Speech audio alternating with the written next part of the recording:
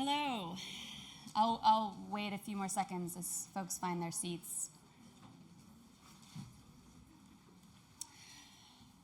So thank you for all of you for being here, and to the folks at the Tate who have organized this series of presentations, which have been so meaningful and vivid across this last day and a half.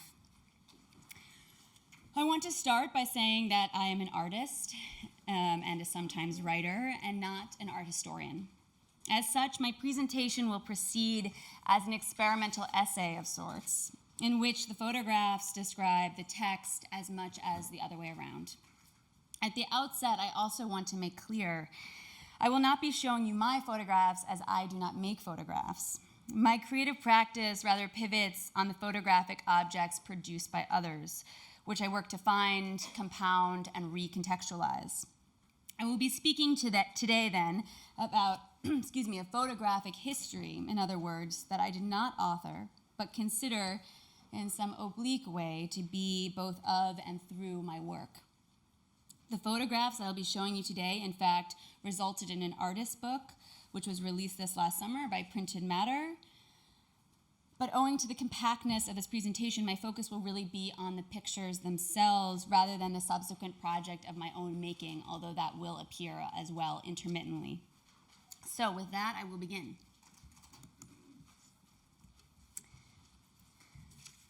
Is it possible to leave everything behind? Is it possible to begin again, outside of and beyond every system of living that you've ever known and been conditioned inside of, reinventing what it means and looks like to exist as a body and its soul on the land?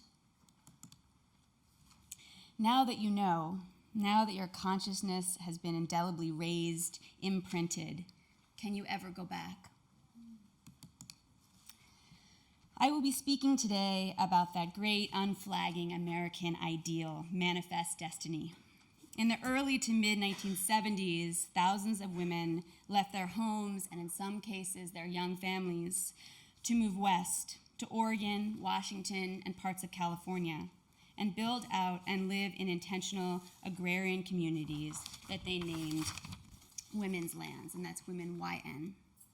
Radical lesbian and feminist worlds that disallowed the presence of men. And what you're seeing here on the left is the cover of my book project, which, as I said, images of which will be interspersed throughout. Capitalism, the most patriarchal of enterprises, was likewise disbanded. Instead, these communities embraced a model of shared property, lovers, finances, governance, and the general hardships of rural existence. These women, many of whom came into feminism and in some cases lesbianism well after getting married to men and having children, often arrived with very little knowledge about how to work and live off the land, how to build structures to live inside of, how to irrigate, how to run electricity, how to dispose of human waste. They taught themselves and they invented too. Language in particular was reimagined to match their new lives. Menstruation became moonstration. Women became women with a YN, as mentioned. History became herstory. Fathers' surnames were dropped in favor of new taken last names that reflected their new lands. Osmer becomes Newhouse. Johnson becomes Freedom. Smith becomes Hillwoman, and I should note that's M-O-N. Eichler becomes Mountain Grove. Here was a new or newly rediscovered model that refigured and rejected the trappings of male domination.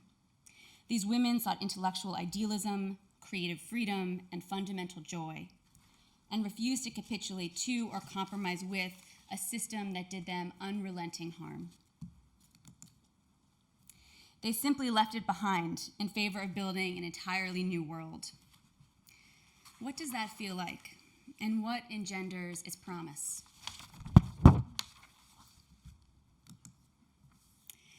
I've looked at these photographs for a long time, for years, in an attempt to mind the gap in understanding and experience between my own life as a cisgendered, heterosexual identifying feminist and mother of 2 young sons, and the lives of these women I've come to know through their pictures and their documents, some of them produced nearly half a century ago. In the process, I romanticize these pictures, these communities. I can't help it, and maybe you do too. I acknowledge my own backwards-looking tendencies, by which I mean historical, not ideological, and absorb them into the project. The archival images that you've been looking at are by Ruth and Jean Mountaingrove, T. Corinne, Honey Lee Cottrell, Joni Byron, who's often known as Jeb, Clydia Fuller, Katie Niles, and Carol Newhouse. And that's just, I should mention, a small portion of this, a much larger sample. They are sourced from personal collections, which is to say women's closets and their basements, as well as institutional ones, from Cornell University's rare book and manuscript collection and from the Lesbian Land manuscript collection at the University of Oregon, most principally. Some of these women have passed away. Many are still living and have become involved in the project in different ways. Together, they offer a glimpse into something extraordinary, the actualizing of a feminist world, or what they would call togethering. Where to begin? When I teach feminism as an ideological structure and a political movement to my art students, I always foreground the questions. Can feminism actually exist within capitalism? And can you, in fact, imagine occupying a non-patriarchal world? Increasingly, I find that my students do not understand the very premise of these interrelated prompts. They do not know what I mean really in the suggestion that there are other ways to organize and validate their lives. This cannot be the result simply of that which they do not know. After all, these women hadn't glimpsed anything but the paternalistic, but rather something deeper and more specific to their generation, and to which I also belong. A foreclosed sense of optimism, which, in my opinion, is the decisive tool of radical action. This is a spread from the book. You can see the paper itself is semi-translucent, so that there's a kind of a porousness between the sequence and the way that sort of image narratives bleed into each other. One must be able to believe, then, unseen and unseeable, that they have the collective agency to change the terms of their world. Gottfried Wilhelm Leibniz, the German rationalist, defined optimism as, quote, the world that is best possible among worlds. Surely we must be able to not only imagine an alternative, a world among worlds, but to really and truly believe in its possibility before staking our very lives on its premise. Let me go back one.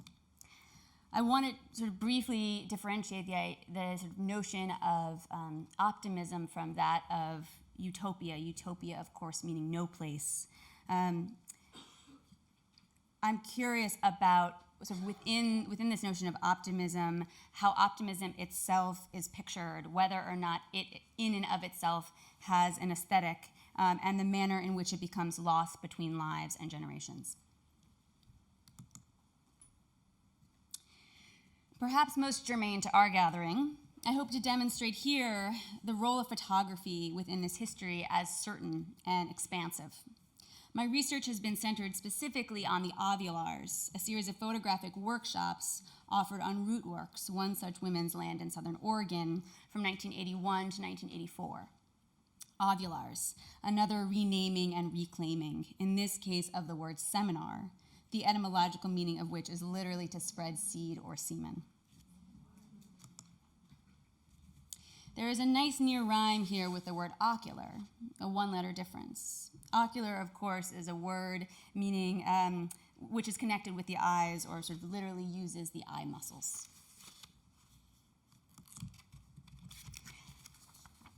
Here in the schedule for one such ovular, in a photograph taken by Jeb, you see the names of T, Jeb, Ruth, Carol, and Clydia, orienting women on how to use a 4x5 camera, how to print in the darkroom, how to develop color film, how to create photoerotica, how to conceive of exhibits, a magazine to publish their photography work. Tikarin, who's pictured here in the center of the frame, was one of the 4 organizer midwives, as they called themselves, of these workshops, one of the sort of founders and facilitators. And she wrote of them later, quote, "The Ovulars were the kind of place where women could come together and experience community, where questions could be freely asked, information shared, and ideas generated. They were structured for support and against competition and took place in an isolated woodland setting with low-tech facilities. Darkroom electricity was supplied by a marine battery. Slide shows were powered by a gas-fueled generator. Participants camped, used an outhouse, bathed using stream water heated by the sun, and shared cooking responsibilities. In this supportive atmosphere, we stretched to include new areas of women's experience and thoughtfully, sometimes self-consciously, broke taboos." She continues, quote, "We asked, how has the women's movement changed the way we see?" And that, I might sort of break to say, is really sort of at the center of my practice and life's work, that question that she's articulated in just a few words. What kind of photos are being produced and published now that have not been seen before? Sorry, this is back to her quote. What are the realities and shapes of our lives? What are the differences between the ways that men have pictured women and the ways that we see ourselves? End quote. So here you can see the photography studio, which is crudely built. Pictures are almost always hung low and rarely in straight lines. It's common like this that they also hang from the ceiling. It resembles no photography classroom that I have ever had. I'm not sure about you. And critically, they photograph the process, making pictures of making pictures. More than the photographs they produced, this has been, well, of course, among the photographs that they produced, this has been the locus of my interest, their desire to capture the approach to documenting itself. They were teaching each other anew how to see and be seen. You may also notice an emphasis on nudity in these pictures and sort of across, perhaps across communities.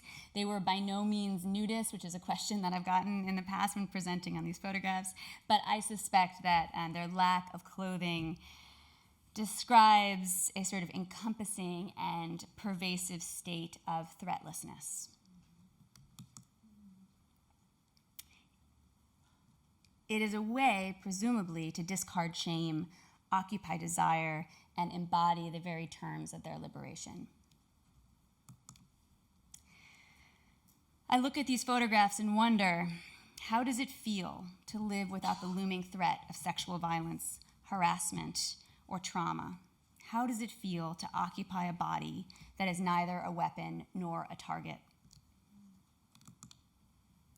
Here, for instance, we see an ovular session in which all of the women are clothed and then sort of quite humorously taken by a different photographer, this time in black and white, and with a similar group of women in a similar configuration. We see most of them topless or entirely nude and smiling.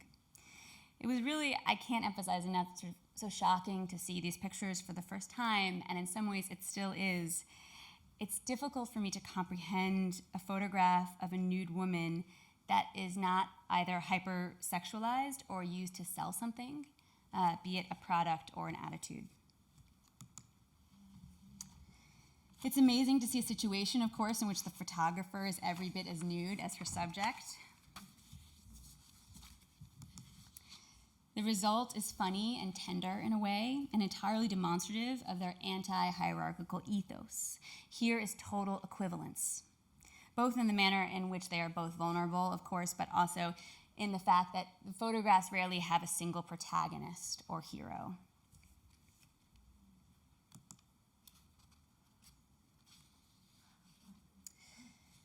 This strategy of sort of letting go, if we can call it that, is evidenced in this sign, which speaks to a ritual in which clothing and other objects were ritualistically burned in a purifying fire upon women's arrival to the lands, which we can see here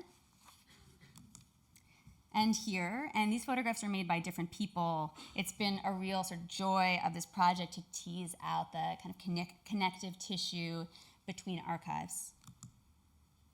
The same is true here across this set, different photographers in discrete archives. And it's a way, in some sense, to kind of like reverse engineer the prospect of the photograph. It really enables me to, by looking at them across archives, to sense, in fact, who was in the room together, and how their vantage points varied, but a few feet apart.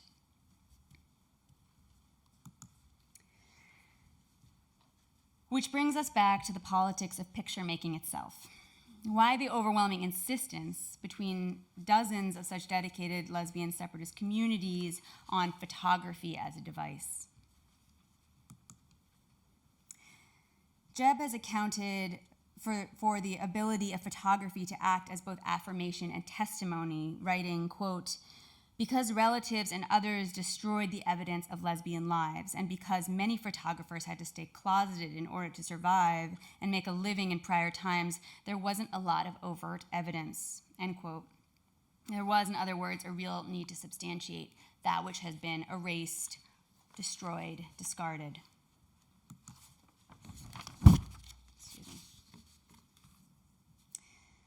Distinct from the power of photography to affirm their individual narratives, which of course is substantial, it offered something else here in the collective, an ability to prove that such world building is possible, and here so actualized, and can thereby exist in perpetuity as a set of instructions, which is how I read these photographs.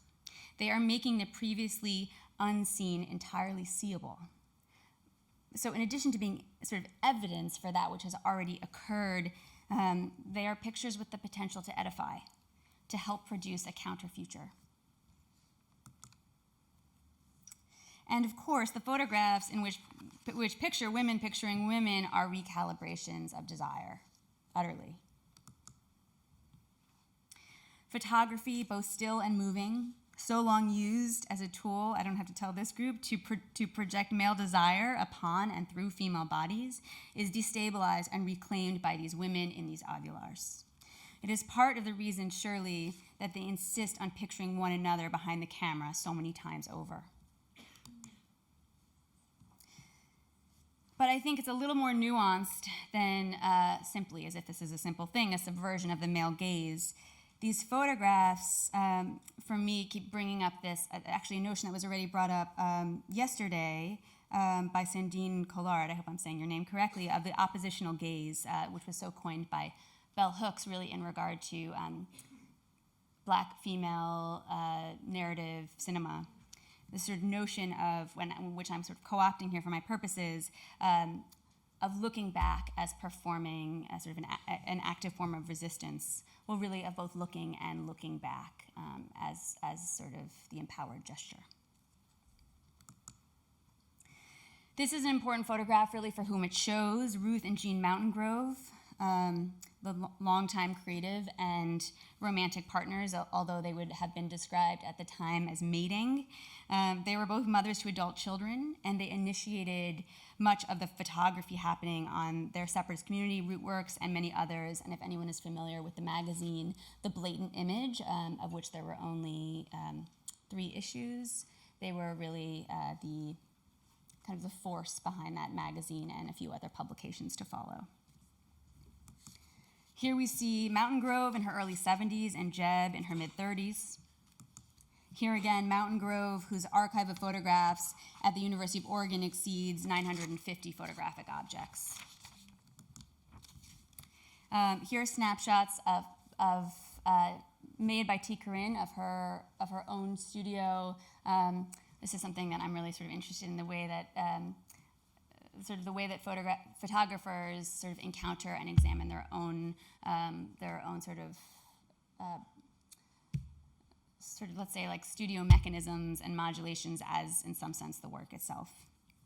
And there are many such pages of this nature, which are sort of photographs of photographs of photographs in the Lesbian Land Archive. So I'd like to end with a series of photographs of women getting haircuts, which is a ritual that was often performed upon women, not a mandatory ritual, when they would arrive at the women's lands. I was struck by the number of haircut photographs in these archives, understanding them, of course, as a way to alter and mark one's body immediately and without harm, to be able to quote from the sign earlier, to speak the story of their loss and also, in some sense, shed the dead weight. I think this is actually a really complicated photograph for reasons I don't have time to talk about today, but it is the penultimate photograph in the book, which ends then on this photograph of Honey Lee Cottrell as a much older woman getting her hair cut in a barber shop in San Francisco. And I'd like to end with these words, something resembling a conclusion. This is an ongoing, honorific research project about feminist actualization, about the function of picturing a shared consciousness, and about harnessing radical optimism. In ways that I don't have time to talk about today, it's also a project about the arguable shortcomings and dysfunctions of these same communities, which we would now certainly describe as essentialist and exclusionary.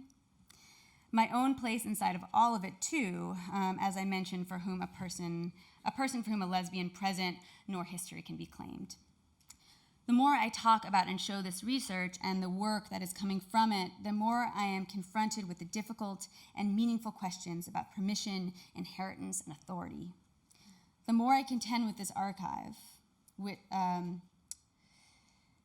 which has arguably, this way of living has arguably failed to sustain, the more I am led to believe that coalition building is intended to be messy and difficult, as well as joyful, and is perhaps not intended to sort of sustain in any conventional pathway, that to think about it sort of across the dialectical spectrum of success and failure is completely insubstantial and incorrect. Thank you.